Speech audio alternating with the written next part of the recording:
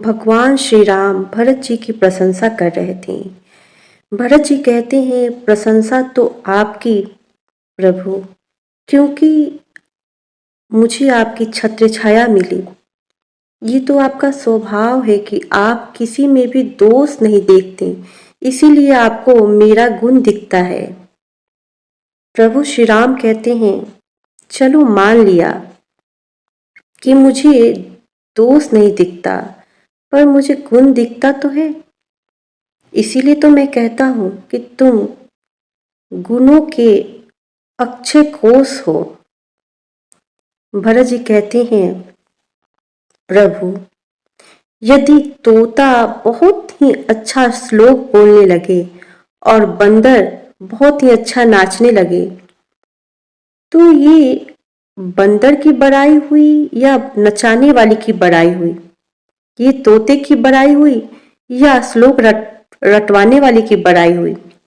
श्री राम कहते हैं, ये तो नचाने वाले की और रटवाने वाले की बड़ाई हुई। भरत जी कहते हैं, मुझ में जो कुछ भी विशेषता आपको दिखती है, ये तो बस पढ़ाने वाले और नचाने वाले की विशेषता है। मुझे पढ़ाने वाले और नचाने वाले तो आप ही हैं, इसलिए सारी प्रशंसा, सारी विशेषता आपको ही समर्पित। ऐसा बोल के भरत जी उनके चरण पकड़ लेते हैं। श्री राम जी कहते हैं, तो तुमने प्रशंसा लौटा दी है ना? भरत जी कहते हैं, प्रभु प्रशंसा को पचा लेना इतना आसान कहाँ है? ये तो आपके बस की बात है। देखिए ना, अनादिकाल से भक्त आपकी प्रशंसा कर रहे हैं, पर आप उन्हें स्वीकार करके पचा लेते हैं। ये हम जैसे लोगों की बात नहीं है। आपको ना तो अहंकार होता है, ना मलिन होती है बुद्धि, पर जो आम लोग प्रशंसा को पचा लेते हैं, उनकी बुद्धि मलिन हो जाती है, अहंकार आ जाता है। भरत जी की बात सुन के भगवान भरत जी को हृदय से लगा लेते हैं। सच्चे भक्त वही होते हैं जो प्रशंसा को भगवान को समर्पित कर देते हैं और निंदा को अपनी गांठ बांध लेते हैं कि इस निंदा को एक न एक दिन प्रशंसा में अवश्य बदल दूंगा और इन प्रशंसा को पुनः प्रभु के चरणों में समर्पित कर दूंगा।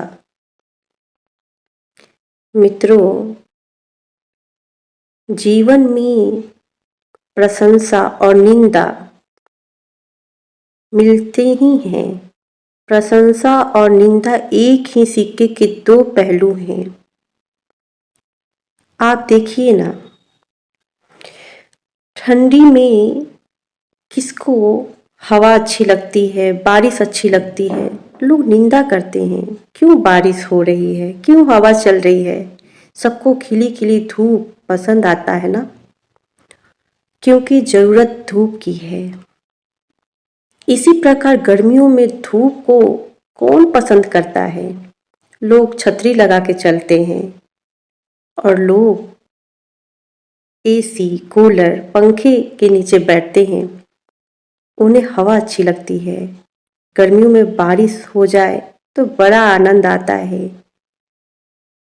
समय समय बदलता है तो चीज़ों की, इंसानों की वैल्यू भी बदलती है। निंदा, प्रशंसा भी ऐसे ही जीवन में मिलते हैं। इसलिए कभी भी प्रशंसा मिले तो उसे स्वीकार नहीं करना चाहिए, भगवान को समर्पित कर देना चाहिए। और निंदा मिले तो उसे स्वीकार करके और उस पे कर्म करना चाहिए। उस निंदा को प्रशंसा में बदलने का पूरा प्रयास करना चाहिए। राधे राधे, जय श्री कृष्ण।